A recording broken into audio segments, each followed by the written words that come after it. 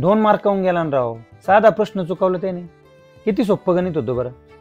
चुकीचं वर्तुळ रंगवलं, silly mistake केली राव त्याने. एक ही आकृती चुकवली नाही बरं का, पण उतार्यात मात्र 4 प्रश्न चुकले त्याचे. थोडक्यात गेला राव तो. वर्षभराची मेहनत पाण्यात गेली त्याची. असे अनेक उद्गार आपण पोरांचा पेपर तपासायला घेतलेल्या शिक्षकांच्या आणि पालकांच्या तोंडून ऐकत असतो. पण तुम्हाला सांगतो, उतार्यावर प्रश्न चुकण्याचं कारण म्हणजे उतार्याला नीट समजून न घेतल्यामुळे प्रश्न चुकतो. आजचा व्हिडिओ पाहिल्यानंतर तुमच्या लक्षात येईल की उतार्यावरचे प्रश्न किती सोपे असतात. फक्त ती सोडवण्याची पद्धत आपल्याला माहीत असली पाहिजे. आणि या व्हिडिओमध्ये मी ती सविस्तरपणे तुम्हाला सांगितलेली. बस व्हिडिओ शेवटपर्यंत नक्की पहा. नमस्कार विद्यार्थी मित्रांनो, राजानुजमध्ये आपलं सहर्ष स्वागत आहे. आपण नेहमी इंग्लिशचे व्हिडिओ बनवतो, परंतु आज अचानक हा व्हिडिओ बनवण्याचं कारण म्हणजे पुढच्या 2 दिवसावर येऊन ठेपलेली नवोदयची परीक्षा आणि त्यामध्ये असलेला प्रमुख अडथळा म्हणजे उतारा आणि उतार्यावरचे प्रश्न. हा व्हिडिओ पाहिल्यानंतर उतार्यामध्ये तुम्हाला निश्चितपणे कॉन्फिडन्स येईल आणि 20 पैकी 20 प्रश्न तुमचे बरोबर येतील याची मला खात्री. बस व्हिडिओ नीट पहा, शेवटपर्यंत पहा. आवडल्यास लाईक करा, सबस्क्राईब केलं नसेल चॅनलला तर नक्की सबस्क्राईब करा आणि शेवटी व्हिडिओ शेअर जरूर करा. चला तर व्हिडिओला सुरुवात करू. उतार्यावरचे प्रश्न नेमके आपले का चुकतात, उतारा आपल्याला अवघड का जातो. उतारा म्हणजे नेमकं काय हे आधी समजून घेऊ. बघा, उतार्याचे अनेक प्रकार असतात, जसे की समाजशास्त्र, विज्ञान, इतिहास, संस्कृती, पर्यावरण, भूगोल, कृषी अशा वेगवेगळ्या विषयावर उतारा असू शकतो. पण त्याने काही फरक पडत नाही. फरक कुठं पडतो की उतार्यावरील प्रश्नांचे प्रकार कोणते आहेत आणि ते प्रश्न नेमके सोडवायचे कसे हे कळलं पाहिजे. प्रकार काय आहेत? माहितीवर आधारित प्रश्न असतात, विश्लेषणावर आधारित असतात, तर्कावर आधारित असतात, त्याचबरोबर शीर्षकावर आधारित, व्याकरणावर, शब्दसंपत्तीवर आधारित असतात. एक एक प्रकार आधी समजून घेऊ. माहितीवर आधारित प्रश्न तुलनेने अतिशय सोपे असतात. थेट माहितीवर आधारित प्रश्न असतात. म्हणजे उतार्यामध्ये या प्रश्नाचं उत्तर आपल्याला लगेच सापडतं. सरळ सरळ प्रश्न विचारलेला असतो. पण इथं सुद्धा आपल्याकडून चूक कशी होईल याची पद्धतशीर व्यवस्था केलेली असते. कशी पहा. कीवर्ड्स मध्ये बदल करून. आता कीवर्ड्स काय आहे त्याची यादी मी तुम्हाला देईल. कारण की, म्हणून, त्यास्तव, त्यामुळे असे प्रश्न हे कीवर्ड्स असतात उतार्यामध्ये, प्रश्नामध्ये किंवा पर्यायामध्ये. ते कीवर्ड्स खूप महत्वाचे असतात.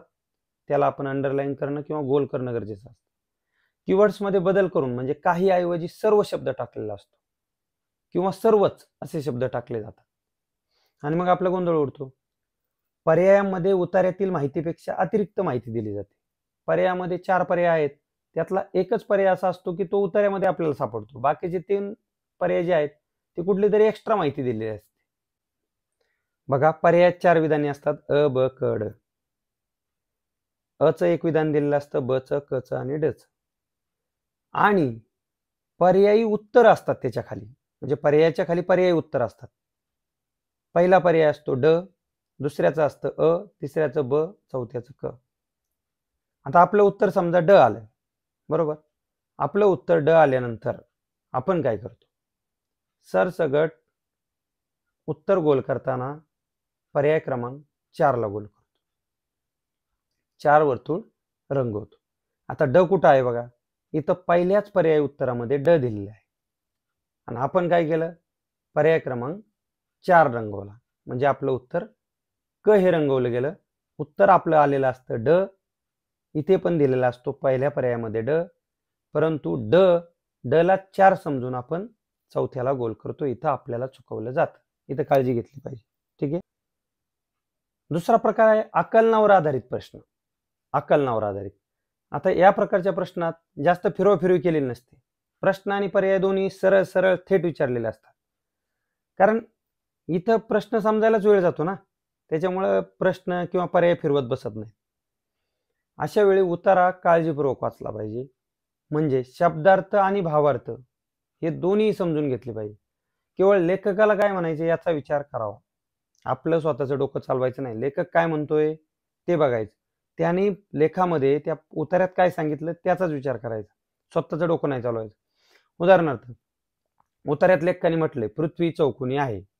पृथ्वी चौकोनी आहे आणि प्रश्नात विचारलं की लेखकाच्या मते पृथ्वी टिंबटिंब आहे. आपण म्हणून आम्हाला माहिती ना पृथ्वी गोल आहे. नाही, उत्तर चौकोनी असंच लिहायचं, जास्त डोकं चालवायचं नाही, कारण इथं तुमच्याकडे ज्ञान किती आहे याला काय महत्व नाही. लेखक काय म्हणतोय त्याचाच विचार करायचा. ठीक आहे. पुढे आहे शीर्षक किंवा मुख्य कल्पना यावर आधारित प्रश्न. आपल्याला शीर्षक द्यायचं असतं योग्य पर्याय पाहून. म्हणजे समजा योग्य शीर्षक शोधताना काय करायचं, प्रत्येक पर्यायाला का हा प्रश्न विचारायचा. म्हणजे समजा पर्याय क्रमांक 1 किंवा 2 मधील शीर्षक तुम्हाला योग्य वाटते, तर 1 का वाटते किंवा 2 हे का योग्य वाटते. समजा 2 योग्य वाटते तर मग त्याची किमान 2 कारणे शोधायची. जर ती कारणे तुमची पटणारी असेल तरच पर्याय क्रमांक 1 हे उत्तर लिहायचं, नसेल तर 2 मध्ये चेक करायचं. 2 मधला पर्याय तुम्हाला योग्य वाटतोय, ते शीर्षक योग्य वाटते, तर का योग्य वाटतं त्याची 2 कारणं शोधायची. जर ती कारणं पटली तर 2 उत्तर लिहायचं. अशा पद्धतीने शीर्षक शोधायचं. दुसरी एक पद्धत असते पहा, ती म्हणजे पर्यायामधील जे काही शीर्षक आपल्याला योग्य वाटत असेल त्यावर जर आपल्याला निबंध लिहायला सांगितला तर तो उतार्यासारखा असेल का, हा सुद्धा विचार करायचा. म्हणजे समजून घ्या, समजा पर्यायामध्ये एखादं शीर्षक दिलंय आणि तुम्हाला वाटतंय की हे शीर्षक होऊ शकतं, तर मनाला स्वतःलाच विचारायचं, ह्या शीर्षकावर मला जर निबंध लिहायला लावला तर त्या निबंधात दिलेला उतारा येऊ शकतो का. तरच समजायचं की ते शीर्षक आणि तो उतारा कुठेतरी लिंक होते. ओके. चौथा प्रकार आहे शब्द संपत्तीवर आधारित प्रश्न किंवा व्याकरणावर आधारित प्रश्न. आता याच्यामध्ये समानार्थी शब्द येऊ शकतात, विरुद्धार्थी शब्द येऊ शकतात, एकाच शब्दाचे भिन्न किंवा अनेक अर्थ येऊ शकतात, शब्दसमूहाबद्दल एक शब्द येऊ शकतो, वाक्प्रचार येऊ शकतात, म्हणी येऊ शकतात. त्याचबरोबर व्याकरणावर आधारित प्रश्नांमध्ये तुम्हाला क्रियापद किंवा काळ विचारू शकतात, अव्यय सुद्धा विचारू शकतात. ठीक आहे. परंतु जास्तीत जास्त फोकस सध्या तरी शब्द संपत्तीवर आधारित प्रश्नांवर आहे. म्हणजे समानार्थी आणि विरुद्धार्थी शब्द, त्याचबरोबर एका शब्दाचे अनेक अर्थ यावर आधारित प्रश्न जास्त असतात. आता सर्वात महत्वाचं म्हणजे उतारा सोडविताना कोणती काळजी घ्यावी किंवा कोणती पद्धत वापरावी. आधी उतारा वाचू की आधी प्रश्न वाचू. बऱ्याच जणांना प्रश्न पडलेला असतो की आधी प्रश्न वाचून मग उतारा वाचायचा की आधी उतारा वाचून मग प्रश्न वाचायचा. मी सांगतो तुम्हाला, टेक्निकली जर पाहायला गेलं तर आधी उतारा वाचला पाहिजे, कारण त्याने आकलन व्यवस्थित होतं. परंतु परीक्षेमध्ये आपल्याला प्रश्न सोडवायचे, त्या उतार्यावर PhD करायचं नाही. त्याच्यामुळं मला असं वाटतं की आधी प्रश्न वाचून मग उतारा वाचणं नेहमीच फायदेशीर ठरतं. बघा, प्रश्न वाचल्यावर फायदा काय होतो, पण प्रश्न वाचताना कसं वाचायचं हे आधी लक्षात घ्या. प्रश्न वाचताना प्रश्नावरून ओझरती नजर फिरवायची. ओझरती म्हणजे नुसतं बघायचं त्याच्याकडे, प्रश्नाकडे, पण फिरवत असताना, तुमची नजर फिरत असताना त्या प्रश्नातील नेमका शब्द हेरायचा आणि तो शब्द हेरून त्याला गोल करून ठेवायचा. हा झाला तुमचा कीवर्ड. पर्यायात सुद्धा एखादा कीवर्ड दडलाय का ते तुम्ही पाहू शकता. त्याच्यावरून सुद्धा तुम्हाला हे शब्द हायलाइट झाले की प्रश्न वाचून झाल्यानंतर उतारा वाचताना तुमच्या स्मृतीमध्ये राहतात हे शब्द, हे हायलाइट केलेले शब्द, गोल केलेले हे कीवर्ड्स तुमच्या लक्षात येतात आणि तुम्हाला बरोबर उत्तर सापडतं. फक्त प्रश्न वाचून झाल्यानंतर उतारा वाचायला सुरुवात करताना तुम्ही जे हायलाइट केलेले शब्द आहेत त्याच्यावर अधूनमधून तुम्ही नजर फिरू शकता किंवा ते तुमच्या ध्यानात पण राहतात. तिथं आल्यानंतर सावकाश वाचायचं आणि तुमच्या प्रश्नाचं उत्तर शोधायचं, एवढं फक्त लक्षात घ्यायचं. उतारा वाचत असतानाच आपण नजर फिरवलेल्या प्रश्नांची माहिती ज्या ठिकाणी आहे तेथे सावकाश वाचावे. समजा जर उतारा आधी वाचायला घ्यायचा असेल तर मग कीवर्ड जे असतात ना त्याला अंडरलाईन करणं खूप गरजेचं आहे, कारण तुमचे जे प्रश्न आहेत ना ते या कीवर्ड्सवरच तयार झालेले असतात. आता कीवर्ड्स कोणते आहेत मी तुम्हाला सांगितलं, त्याची यादी पहा. कारण हा कीवर्ड्स असतो, याच्या पाठीमागं किंवा याच्यानंतर प्रश्न तयार झालेला असतो. परिणामी, असे की, पण, परंतु, फक्त, च, किंबहुना, मात्र, केवळ, काही, सर्व, अनेक, निश्चितपणे, निव्वळ, याशिवाय, त्याशिवाय, त्याऐवजी, किंवा, तसेच, म्हणूनच, जर, तर, एकमेव, जसे, तसे, अनेक, त्यास्तव, सर्वच, सर्व, हे असे अनेक कीवर्ड्स असतात. तुम्ही याच्यामध्ये अजून भर टाकू शकता वेगळ्या शब्दांची, परंतु हे कीवर्ड्स तुम्हाला उतारा वाचताना जर आढळले तर अशा कीवर्ड्सला काय करायचं, गोल करून ठेवा किंवा अंडरलाईन करा. म्हणजे त्याच्यावर प्रश्न तयार झालेले असतात आणि प्रश्न वाचायला नंतर सुरुवात केली की बरोबर तुम्ही त्या कीवर्डच्या जवळ येणार आणि तुम्हाला तुमच्या प्रश्नाचं उत्तर त्याच्या मागे किंवा पुढे सापडणार. ठीक आहे.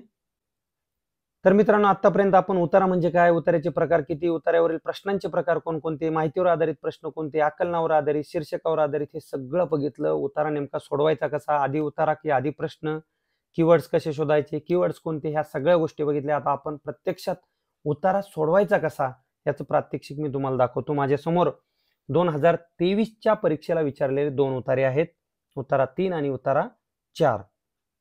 चला उतारा 3 सोडवायला घेऊया. सर्वात आधी आपण प्रश्नावरून एक नजर फिरवूया आणि नजर फिरवीत असतानाच प्रश्नांना गोल कसा करायचा किंवा ते कीवर्ड्स कसे अंडरलाईन करायचे हे पण नीट लक्ष द्यायचं. पहिला प्रश्न आहे, ज्वालामुखीच्या संदर्भात कोणते विधान योग्य नाही. बघा, कोणते विधान योग्य नाही, विधान योग्य नाही असं विचारलंय, म्हणजेच कोणते विधान चुकीचे आहे, कोणते विधान चूक आहे. बघा, दुसरा आहे, जेव्हा ज्वालामुखीतून स्फोट होतो तेव्हा त्याला काय म्हणतात, ज्वालामुखीतील स्फोट. माझा कीवर्ड काय आहे, ज्वालामुखीतील स्फोट. याला मी हायलाइट केले किंवा गोल केले. पर्वतावरून खाली वाहणारा लाव्हारस टिंबटिंब या अवस्थेत असतो. लाव्हारसची अवस्था काय आहे, लाव्हारसची अवस्था. उतार्याप्रमाणे शांत या शब्दाचा विरुद्धार्थी शब्द, शांतचा विरुद्धार्थी शब्द. ऍक्च्युली उतार्यामध्ये शांत असणारे आपल्याला विरुद्धार्थी शोधायचा, त्याच्यामुळे हे काही उतार्यात सापडणार नाही. पण तरी सुद्धा शांत शब्द आला का आपल्याला सावकाश वाचायचं. म्हणजे समजा विरुद्धार्थी शब्द माहीत नसला तरी सुद्धा त्या ठिकाणी दिलेल्या वाक्यावरून आपण एक संदर्भ लावू शकतो, अर्थ लावू शकतो. पुढचा प्रश्न आहे शेवटचा, उतार्यात सह शब्द वापरला आहे याचा अर्थ काय, म्हणजे समानार्थी शब्द विचारलेला आहे. सह शब्दाचा समानार्थी शब्द काय आहे. आता उतारा वाचायला घेऊया. आता आपली नजर अधूनमधून या हायलाइट केलेल्या गोल केलेल्या शब्दांकडे सुद्धा फिरणार आहे, या कीवर्ड्सकडे सुद्धा जाणार आहे. बघा, ज्वालामुखी एक पेटलेला पर्वत असून यात पृथ्वीच्या खोलपर्यंत जाणारे एक मोठे छिद्र असते. या मोठ्या छिद्राला मुखविवर असे म्हणतात. हा एक कीवर्ड आहे. जरी त्याच्यावर प्रश्न तयार झालेला नाही तरी त्याला तुम्ही वाचता वाचता अंडरलाईन करायची. एखादा ज्वालामुखी, एखादा शब्द कीवर्ड आहे. एखादा ज्वालामुखी कधी कधी, कधी कधी शब्द कीवर्ड झाला तुमचा, याच्यावर प्रश्न असतात. कधी कधी शतकापर्यंत शांत राहून, शांत आठवते आपण वाचलं होतं, शांतचा विरुद्धार्थी शब्द विचारला होता आपल्याला. शांत राहून अचानक सक्रिय होऊ शकतो. सक्रिय शब्द महत्वाचा आहे. यालाच ज्वालामुखी, यालाच बघा, त्याच तो, म्हणजे, म्हणूनच, यालाच, त्यालाच असे शब्द कीवर्ड्स असतात. याला ज्वालामुखीचा स्फोट म्हटले जाते. आणि राख, धूळ, गॅस आणि वाफ यांचे मोठे ढग मोठ्या आवाजासह, आवाजासह, सह शब्द आला होता. सहचा आपल्याला काय विचारलेला आहे, सह शब्दाचा उतार्यात सह शब्द वापरला आहे याचा अर्थ काय, आवाजासह म्हणजेच आवाजाबरोबर. तर आवाजाबरोबर तर इथं नाहीये, पण त्याचं उत्तर काय आपण पाहू. ज्वालामुखीच्या मुखविवरातून बाहेर पडतात. काही वेळाने वितळलेला तप्त पाषाण, ज्याला लाव्हारस म्हणतात, ज्याला पर्वतावरून खाली वाहू लागतो. हे असे कित्येक दिवस किंवा आठवड्यांपर्यंत सुरू राहू शकते. नंतर ज्वालामुखी समुद्राच्या नजीक असतात. नजीक शब्द याच्यावर समानार्थी वगैरे विचारले जातात, ज्यामुळे द्वीप किंवा बेट तयार होतात. द्वीप किंवा बेट, बरोबर. तर प्रश्नामध्ये एवढ्या शब्दांना आपण अंडरलाईन केली, गोल केले, हायलाइट केले. तर उतार्यामध्ये एवढ्या शब्दांना आपण गोल केले, अंडरलाईन केली किंवा हायलाइट केले. आता आपले उत्तरे आपल्याला पटपट सापडते. बघा, पहिला प्रश्न, ज्वालामुखीच्या संदर्भात कोणते विधाने योग्य नाही, म्हणजे कोणतं विधान चूक आहे. चुकीचं शोधायचे, म्हणजे बाकीचे बरोबर असणार, 3 बरोबर असणार, 1 चूक असणार. तो रानातील वनव्यासारखा असतो, असं वाक्य कुठं झालेलं नाही, कुठं झालेलं नाही, बरोबर.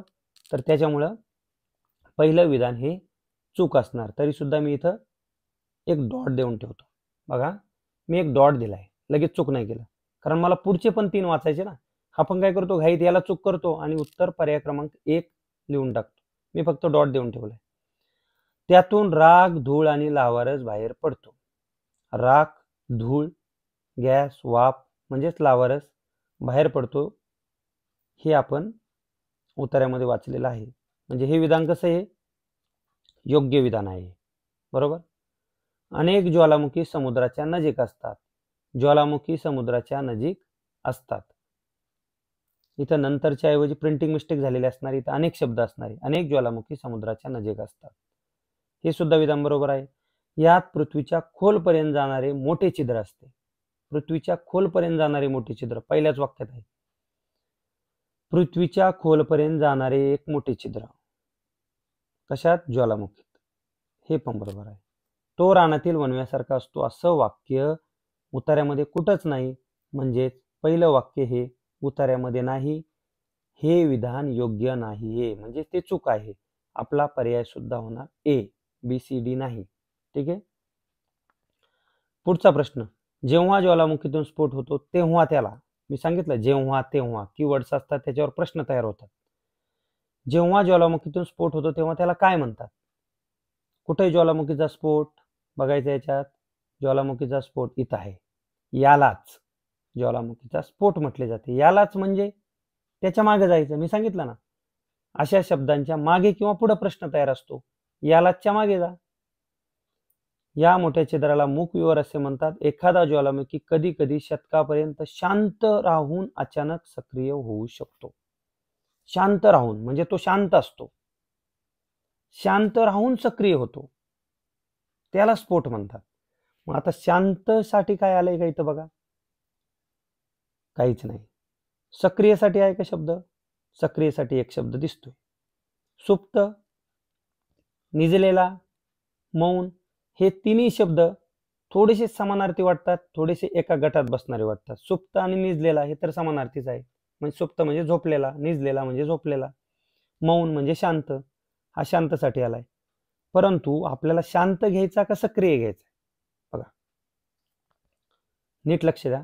कधी कधी शतकापर्यंत शांत राहून अचानक सक्रिय होऊ शकतो. म्हणजे जो सक्रिय होऊ शकतो ना, त्याला ज्वालामुखीचा स्फोट म्हटले. म्हणजेच इथं काय म्हटलंय? जेव्हा ज्वालामुखीतून स्फोट होतो तेव्हा त्याला सक्रिय म्हणतात. आपलं उत्तर काय येईल? पर्याय क्रमांक 3. पुढचा प्रश्न आहे पहा. पर्वतावरून खाली वाहणारा लाव्हारस टिंबटिंब या अवस्थेत असतो. आता लाव्हारसची अवस्था पाहिजे आपल्याला. कुठे शब्द? लाव्हारस इथं आहे.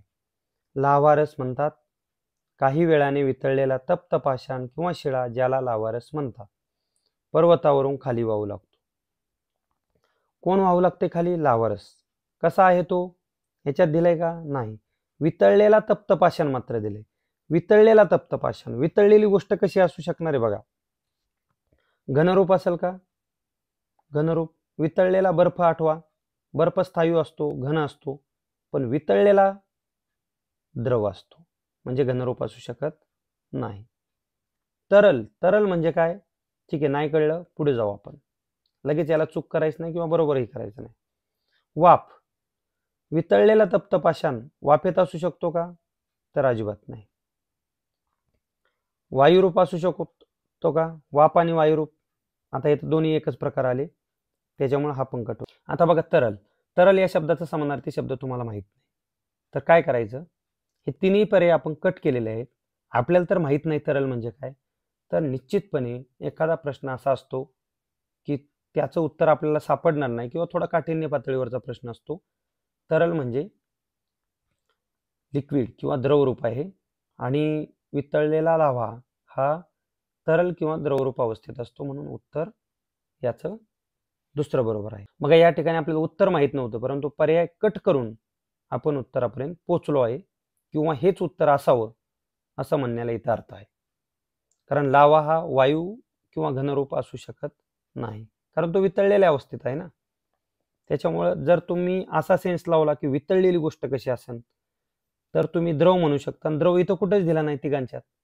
खात्रीशीर माहिती, हे द्रव नाही, हे द्रव नाही, हे द्रव नाही, म्हणजे हेच उत्तर असेल. पुढचा प्रश्न आहे, शांत शब्दाचा विरुद्धार्थी शब्द. बस, शांतचे विरुद्धार्थी काय येईल? निश्चल. माहित नाही, राहू द्या, पुढे जा. सुंदर. निश्चितच नाही, कट करा. स्थिर, शांत आणि स्थिर एकसारखेच येत आहेत, विरुद्धार्थी विचारलाय, बरोबर, म्हणजे हा सुद्धा येऊ शकत नाही. आता राहिले हे दोन्ही. मगाशीच आपण पाहिलं सक्रिय म्हणजे काय. सक्रिय म्हणजे झोपलेला तर नाही, निजलेला पण नाही, शांत पण नाही, म्हणजे सक्रिय म्हणजे शांतच्या विरुद्ध असणार बघा. त्याच्यामुळं आपलं उत्तर काय येईल, पर्याय क्रमांक 4. पुढचा प्रश्न आहे, उतार्यात सह शब्द वापरला आहे, याचा अर्थ काय. सह म्हणजे काय. आता सह शब्द जर नाही कळला तर त्या वाक्याकडे जायचं. राख, धूळ, गॅस आणि वाफ यांचे मोठे ढग मोठ्या आवाजासह ज्वालामुखीच्या मुखविवरातून बाहेर पडतात. त्या आवाजासह बाहेर पडतात म्हणजे आवाजाला घेऊन बाहेर पडतात, म्हणजे ते ढग पण बाहेर पडतात आणि आवाज करत करत पडतात, बरोबर. म्हणजे आवाजा बरोबर बाहेर पडतात. बरोबर साठी इथे शब्द कोणताच नाहीये, तर बरोबर साठी सोबत हा शब्द योग्य आहे. मागावून हा शब्द होऊ शकतो का, तर अजिबात नाही. सतत, सतत आवाजा सतत असं काही येऊ शकत नाही. आवाजा घडणे वगैरे क्रिया अशी येऊ शकत नाही. आवाजा सह साठी सोबत या शब्दाला आपण घेऊन जाऊ शकतो. म्हणून सहसाठी सोबतलाच आपण बरोबर घेऊन जाऊ शकतो. ठीक आहे. पुढचा उत्तर आहे,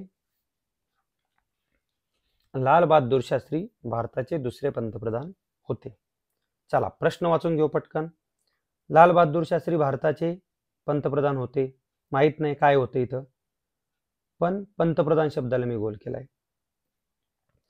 आपल्या जीवनात ते किंवा त्यांनी अनेक, बघा हा प्रश्न थोडासा आपला वेळ घेणार आहे. ते अनेक असा जर आपण अर्थ घेतला तर हे वाक्य जुळत नाही, किंवा त्यांनी अनेक, एखादं वाक्य जुळत बाकीच जुळणार नाही, म्हणून त्यांनी ऑब्लिक दिला इथं.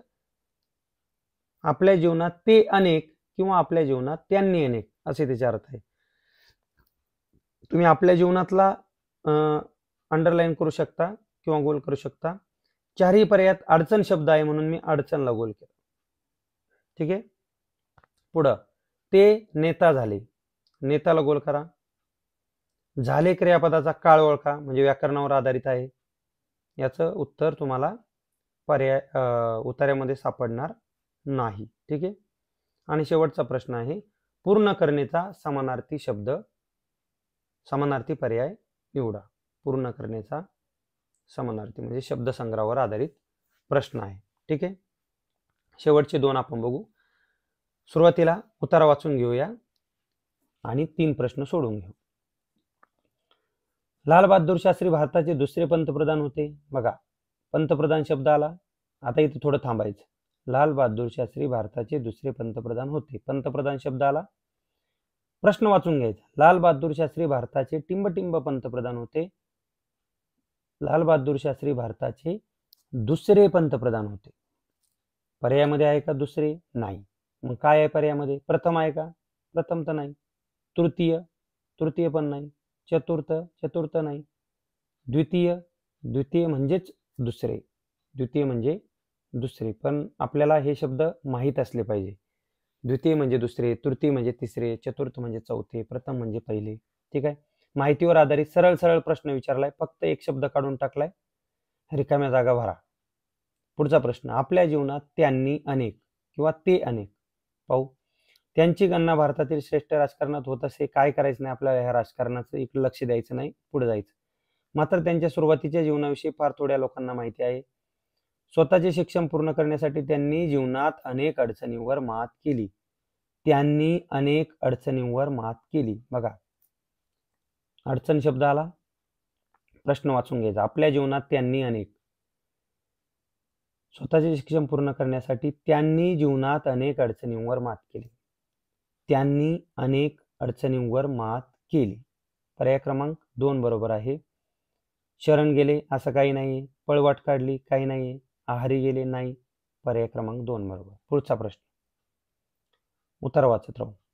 शिक्षण पूर्ण झाल्यानंतर त्यांनी कोणतीही नोकरी केली नाही. नाही करू द्या. त्यांना स्वातंत्र्य चळवळीत सहभागी व्हायचे होते. होऊ द्या. स्वातंत्र्य चळवळ वगैरे असा प्रश्न तयार झालेला नाही. लवकरच ते जननेता झाले. नेता शब्द कुठेतरी आला होता, आला होता. नेता, जननेता झाले. कोणते नेता झाले? ते हा शब्द सर्वनाम आहे. ते म्हणजे कोण? लाल बहादूर शास्त्री. त्यांच्यासाठी ते हा शब्द वापरलाय. लवकरच ते जननेता झाले. जन शब्द आहे का? आहे. बरोबर. पर्याय क्रमांक डी बरोबर आहे, म्हणजे चौथा पर्याय बरोबर आहे. हे तिन्ही पर्याय बरोबर नाहीत. झाले क्रियापदाचा काळ. आता तुम्हाला काळ माहित पाहिजे, वर्तमान, भूतकाळ आणि भविष्यकाळ. झालेसाठी काय येईल? झालेसाठी होऊन गेलेली घटना म्हणजे झाले, म्हणजे भूतकाळ. ठीक आहे. पूर्ण करण्याचा समानार्थी शब्द काय येईल? परत एकदा वाक्य पाहायचं. पूर्ण करणे. स्वतःचे शिक्षण पूर्ण करण्यासाठी त्यांनी जीवनात अनेक अडचणीवर मात केली. पूर्ण करण्यासाठी म्हणजेच संपविण्यासाठी, सुरू ठेवण्यासाठी नाही. मग इथं काय येईल उत्तर? संपवण्यासाठी. स्वतःचं शिक्षण संपवायचं होतं ना त्यांना, नुसतं सुरू ठेवायचं नव्हतं. ठीक आहे. तर विद्यार्थी मित्रांनो, आशा करतो की या उतार्यावरील व्हिडिओचा तुम्हाला निश्चितच फायदा होईल. आणि उतारे नेमके सोडवायचे कसे, कोणत्या पद्धतीने जायचं, प्रश्न आधी वाचून कसे कीवर्ड्सला हायलाईट करायचं, गोल करायचं, नंतर उतारा वाचायला घेऊन कसे प्रश्नांची उत्तरं शोधायची, या सगळ्या ट्रिक्स तुमच्या लक्षात आल्या असतील. याचा फायदा तुम्हाला होईल निश्चितपणे, गॅरंटी देऊन सांगतो. जर ह्या ट्रिक्स तुम्ही फॉलो केल्या, या पद्धतीने गेले, तर तुमचा उतार्यावरचा एकही प्रश्न चुकणार नाही. राहिला प्रश्न शब्द संपत्तीचा, तुम्ही कमेंट करून मला सांगा. मी लगेच आजच त्याच्यावर एक व्हिडिओ बनवतो. वाळिंबेच्या पुस्तकातील जी क्रीम आहे, महत्त्वाचे परीक्षेला येणारे अवघड शब्द, समानार्थी, विरुद्धार्थी, एका शब्दाचे भिन्न अर्थ, वाक्प्रचार, म्हणी, फक्त महत्त्वाचे घेऊनच. उगाच गारला गरम, थंड गरम, वर खाली, उंच बुटका असे शब्द न घेता, जे महत्त्वाचे आहेत, जे गरजेचे आहेत, परीक्षेला येऊ शकतात, असेच शब्द घेऊन मी एक व्हिडिओ तयार करतो. फक्त मला कमेंटमध्ये सांगा की हा व्हिडिओ सुंदर होता, छान होता. लाईक करा, सबस्क्राईब करा, शेअर करा आणि कमेंटमध्ये सांगा की शब्दसंपत्तीवर एक व्हिडिओ बनवा. मी लगेच आजच त्याच्यावर व्हिडिओ बनवतो. ठीक आहे. आणि येथेच थांबतो. जय हिंद.